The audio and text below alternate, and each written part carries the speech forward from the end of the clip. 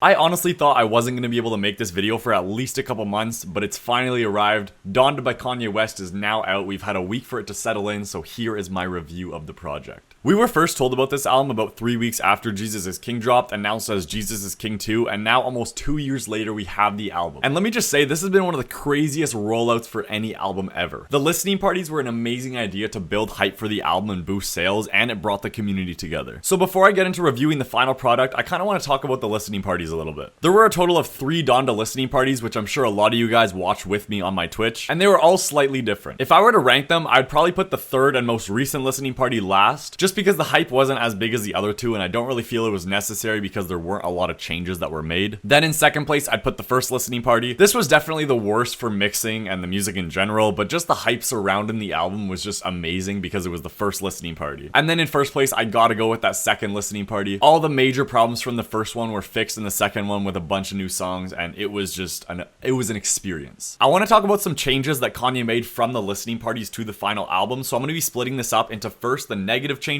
and then the positive changes. So let's get right into the negative changes. First, I'm not really a huge fan about what he did with the beat on Jonah. I really like the beat in the first and second listening parties, but when the third listening party happened and this song played, it sounded like groceries were being scanned. He just added this weird beeping sound to the song, and while it doesn't ruin the entire track, it's just kind of like, why? The second negative change, or rather not enough change, was Tell the Vision. In the first listening party, I thought this was just like a mistake or a demo because it was just a recycled beat from Pop Smoke's album Faith. But then it was still there in the second listening party and the third listening party with little to no changes made to it. And not to mention, half the song is swearing, and since the album is censored, it just sounds off. Speaking of censored, that is another negative change. Why did he decide to censor the whole album? I know people are gonna say in the comments, oh, his mom didn't want him cussing in songs, so he's doing it for his mom, which is completely understandable. If he wants to do that, that's fine. I'm just saying, for me, it was a negative change because some of the censorship just ruined the flow and feel of the album. I have nothing wrong with clean albums. There are some great clean albums out there. Madvillainy, 808s, it's just censored.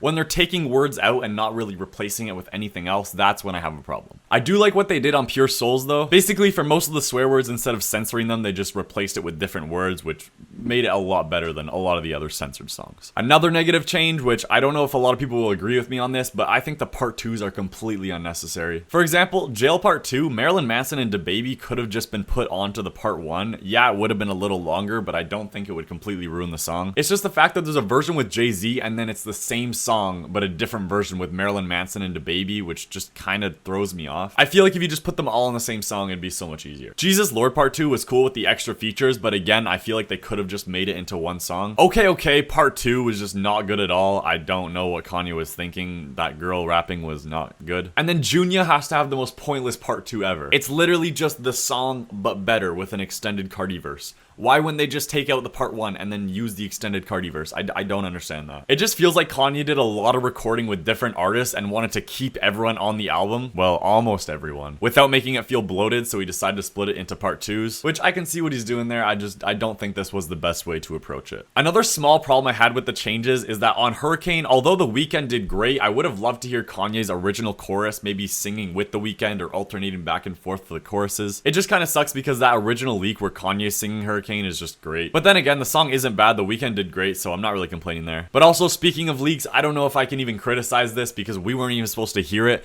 but the sad, slow, off-the-grid Cardi leak that we heard definitely should have been included. They could have used it as like an outro for Off the Grid. Such a great snippet, but maybe it'll be on Narcissist, so who knows. Also, on the title track, Donda, they took out Kanye and Pusha T's verses and instead added Ariana Grande. Actually, I don't even know if it is Ariana Grande. No one really knows, but whoever it is, she sounds good, but she had such a small part, and I don't know why they would take the verses out. And my last problem with the changes is that they shortened the great Galub Galub verse. I don't know why they shortened it. He had the best verse on the album. Anyways, heading into the positive changes, these are some problems that I heard in either the first, second, or third listening parties that improved and fixed themselves into the final version. First, I think the most obvious change was the mixing from the first to the second listening party. I don't know if the rumors are true that Kanye brought the wrong drive to the listening party, and that's why the mixing sounded so bad, but the mixing was terrible at that that first listening party. Kanye's auto-tune on Hurricane was just weird. Jay-Z sounded like 2 Chainz, but it was all ironed out into the second listening party. But after the changes from the first to second listening party, there were not many changes from the second to third. And from the third listening party to the final version, there were even less changes. So it just makes me think, what was the point of the third listening party? I think going from the second listening party straight to the final album would have been great, and I think a lot of people's hype died down after watching the third listening party because of the lack of changes. And another positive change is every single feature that he added was amazing. He brought out the best in all the artists, except for the girl on OK OK Part 2, but we'll forget about that. But yeah, listening parties aside, this album was a very solid listen. After the first 2 listening parties, I came to the conclusion that Kanye's production was amazing as always, but his rapping ability has kind of been declining through the years. But after hearing his Off the Grid verse at the third listening party, I think it's safe to say that that is not true. Kanye was also able to bring out the best in every artist that featured on this album, which let them all have a chance to shine. And apparently Kanye's gonna be helping with Fabio Foreign's next album, so I'm excited for that because the last time Kanye helped on an album, it was a masterpiece. This album had a lot of versatility as well, having a bunch of songs from different styles, while still keeping the same theme and feeling throughout the whole project. Keeping the listener entertained for almost 2 hours is a very hard thing to do, and although there are some points in the album where I was kind of finding something repetitive or boring,